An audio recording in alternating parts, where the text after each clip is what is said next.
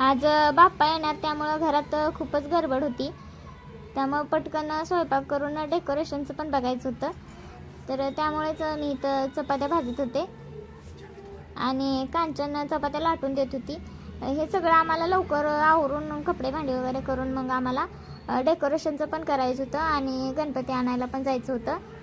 तर त्याच्यामुळेच लवकर आवरायचं चालू होतं आणि त्यातल्या त्यात खूप वेळ पण झाला होता. आम्ही जरा वेळाने सुटलो होतो कारण इथं रात्रीपर्यंत गणपतीचं आगमनाचे खूप सारे इथून आमच्या रस्त्यावरच घर असल्यामुळे इथून बाप्पाला घेऊन जात होते. त्यामुळे खूप आवाज होता. त्यामुळे 12-1 वाजेपर्यंत आम्ही त्या बाप्पांच्या वेगवेगळ्या प्रतिकृती बघण्यातच जागेच राहिलो होतो. त्याच्यामुळे मग सकाळी जरा वेळाने उठलो.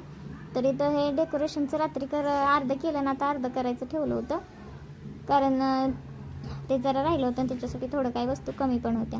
तर डेकोरेशनचा व्हिडिओ मी नंतर अपलोड करेल.